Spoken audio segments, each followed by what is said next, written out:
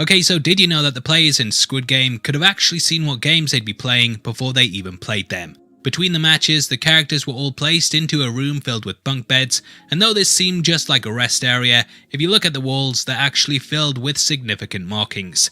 As the beds get slowly stripped away, it's revealed that these paintings are actually all of the games that the players would be playing throughout the tournament. First is red light, green light, there's also the honeycomb game, tug of war, the glass hopping one, the three at the table, and lastly the titular Squid Game. The series itself is filled with clues to the eventual reveals, and this is also the case with the player who's behind the entire thing. It's absolutely mind-blowing, and throughout this video we're going to be breaking it all down, but I just want to give a huge spoiler alert for the series.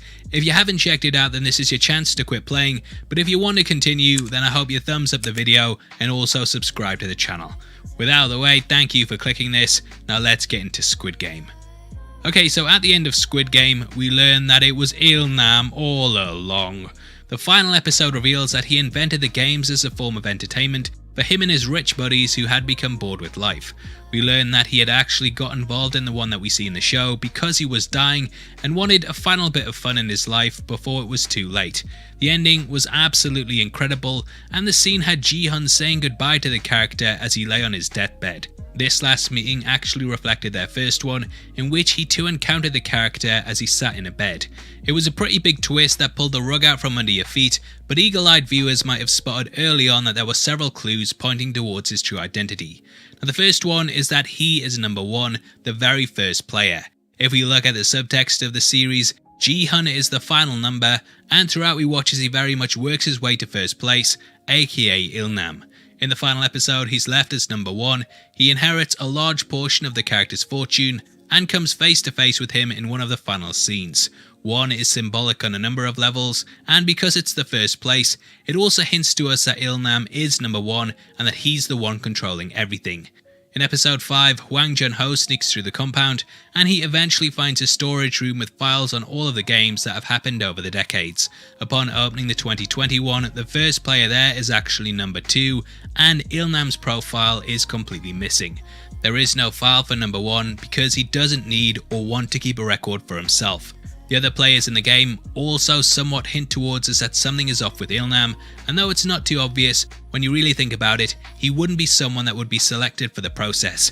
Everyone else in the Squid Game is roughly the same age, whereas he's extremely elderly. He's also dying of a brain tumour, and thus even if he did win the life-changing money, it wouldn't last that long.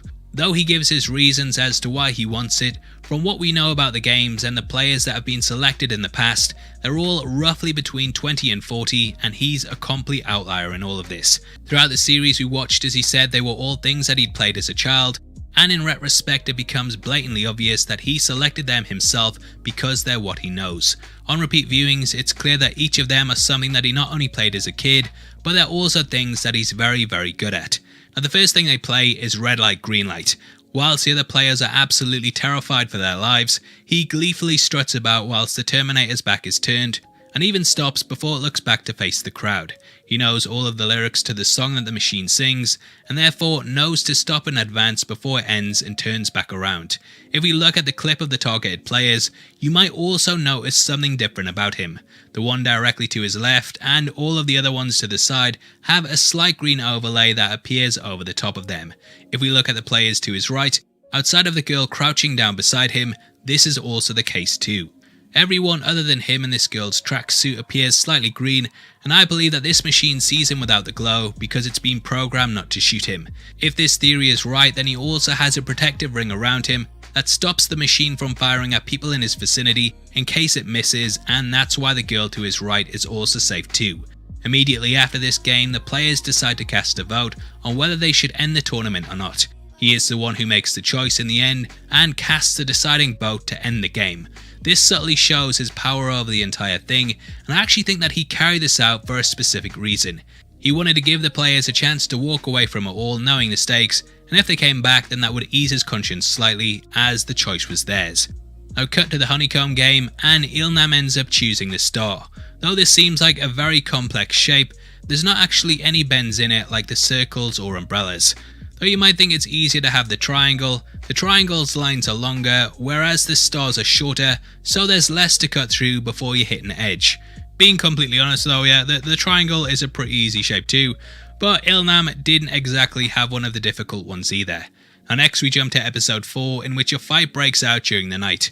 Throughout, Ilnam hides away from the carnage up on one of the bleachers, and he ends up begging for the fighting to stop. Even though up until this point it seemed like the front man was completely in control, he immediately sends the guards in because Ilnam requests it. Another clue is that his bed is the only one that isn't flipped, and this is because the guards likely know who he is. Next they play a game of tug of war, and because of their players it seems like Ilnam's team are about to be sent to their deaths. However, he is the one who tells them how to win, and because of his guidance they easily beat the much stronger team. Ilnam had clearly played the game hundreds of times before and knew the best strategy to take. Any team with him was destined to win, and the fact his strategy works definitely proves this. The final game in which he takes part is the marbles one, and this also has a lot of clues in it. Throughout it, it seems like the character is struck by dementia, and he constantly walks around looking for his house. This game not only pulls from his childhood, but the area does too, and unless the Squid Game organisers were psychic, then they'd have no way of knowing what his home looked like. Throughout the episode, everything he says is brushed away as the ramblings of someone with the disease, but knowing what we know, it becomes all the more obvious that he's in control. In the end, he seems to find his home, and personally, I believe that this is a perfect recreation of it. He's giving the game away because throughout the entire season, he's letting us know that all of the challenges and environments are based on things from his life. He lets Ji-hun win, and the character is then seemingly killed off camera, but we know that isn't the case. If we look closely at the gate that Ji-hun has just walked out of, we can see that he's no longer there, and though the rest of the court is filled with bodies, his is completely missing. Now knowing what we know, a question you may have is why did Ilnam end up leaving the game at this point when he was still invested in playing? Well, the next game is the Deadly Hopscotch one, and this is by far the most unpredictable of the lot. If he didn't end up getting put in last place, then there would be a danger that the person behind him could push him to his death, like what we see in the episode. There's also the possibility that due to his brain tumour, he may have forgotten along the way which glass to step on, and he simply couldn't risk it. Now that is of course a theory, but overall, going back and knowing what we know, I actually think the series becomes better on a second watch. Now obviously I'd love to hear if you spotted any other ones below. Thank you for staying until the end. I've been Paul, you've been the best, and I'll see you on the next one. Take care, peace.